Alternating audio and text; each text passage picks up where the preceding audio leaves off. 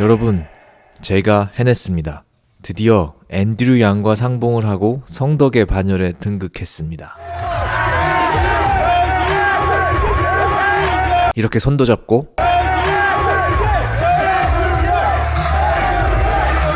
셀카도 찍고 앤드류 양의 선대 본부장으로 나름 유명세를 얻고 있는 잭과도 사진 찍고 유명한 앤드류 양 유튜버들이랑도 셀카를 찍었습니다. 이 운명적인 만남의 장소는 분수 쇼로 유명한 라스베가스 벨라지오 호텔이었습니다. 네바다 민주당 지부가 주최한 First in the West라는 행사였습니다. 네바다는 서부 지역에서 첫 번째로 경선이 열립니다. 이 때문에 선거철만 되면 아이오와 뉴햄셔에 못지않게 민주, 공화, 양당 경선 후보들이 각축을 벌이곤 합니다. 민주당 네바다 지부가 개최한 일종의 기금모금 행사였던 이날 행사에 사실상 모든 주요 후보가 총출동했다는 점만 봐도 그 중요도를 확인할 수 있습니다. 바이든, 샌더스, 워런 같은 선두군 후보들부터 부리저지, 해리스, 클로버셔, 앤드류 양 같은 2군 후보들까지 모두 16명의 후보가 참가해서 각 15분 정도씩 연설을 했습니다.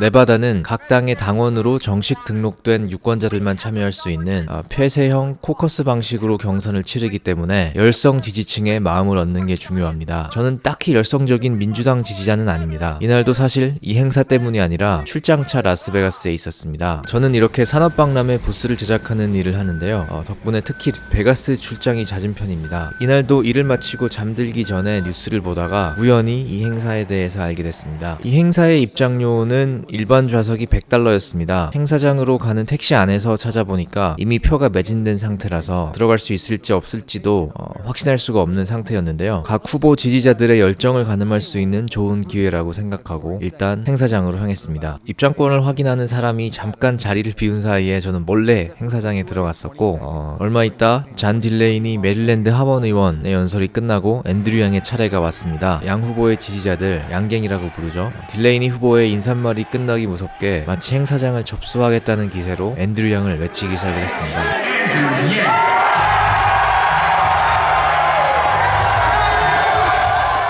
양 후보가 무대에 오르자 100여 명의 양갱이 무대 앞으로 뛰쳐나가면서 무대 위로 손을 내밀고 환호했습니다. 양 후보는 언제나 그렇듯 이날도 곤색 면바지에 넥타이를 매지 않은 캐주얼한 차림이었습니다. 그는 무대에 오르자마자 일일이 팬들의 환호에 응답했습니다.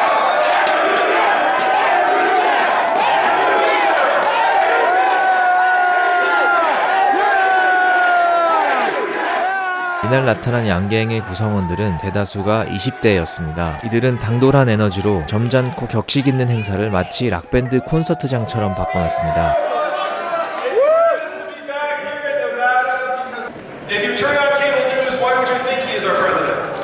이날 제가 가장 인상 깊었던 점은 이 상황을 바라보던 맨 앞줄 VIP들의 표정이었습니다. 제가 기억하기로 VIP 입장권은 $1,000 이상이었는데 이렇게 $1,000 이상을 내고 맨 앞줄에 앉아 있었던 VIP들은 아주 똥 씹은 표정을 하고 있더라고요.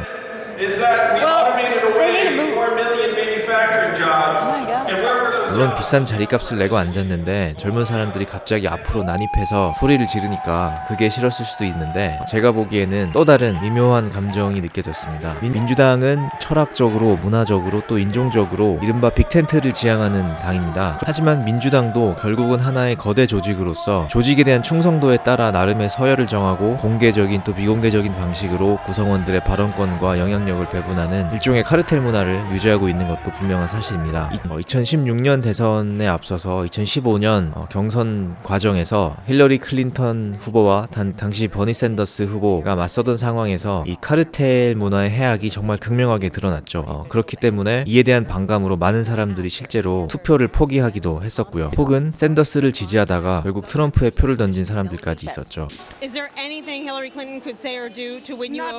그런데 몇 달 전까지 그야말로 듣도 보도 못한 후보가 가는 곳마다 젊고 에너지 넘치는 군중을 몰고 다니는 데다가 자금 모금과 선거 자금 모금과 지지율에서 이미 이름이 알려진 주지사, 상원의원, 하원의원, 대도시 시장까지 그야말로 걸출한 인물들을 앞서 나가니까 민주당의 VIP들로서는 배알이 꼴릴 수가 있겠죠. 제가 평소에 민주당이 앤드류 양을 바라보는 시각에 대해서 이런 생각을 가지고 있었다 보니까 아마 더 그렇겠지만 이 VIP들이 앉아있는 표정에서 이런 미묘한 감정이 읽히더라고요. 앤드류 양은 이날 연설이 끝나고 지지자들과 막 만나서 악수하고 하고 일일이 사진을 찍어주다가 결국은 일종의 행진까지 했습니다. 호텔 연회장 쪽에서 카지노 바로 앞에까지 이렇게 행진했는데 카지노를 하다가 시끄러운 소리를 듣고 구경하러 온 사람들도 여럿 있었고요. 저는 우연히도 이날로부터 사흘 뒤에 제가 살고 있는 애틀랜타에서 민주당 후보 토론회가 열렸기 때문에 며칠 새에 2번이나 이런 비슷한 행사에 일종의 참가 아닌 참가를 할 수가 있었습니다. 이날 앤드류 양의 연설 내용은 이전에 제가 번역해서 올렸던 내용과 별반 다르지가 않았습니다. 연설의 내용보다는 지지층의 열성면에서 앤드류 양이 다른 후보들을 압도하고 있다는 사실을 확인할 수 있는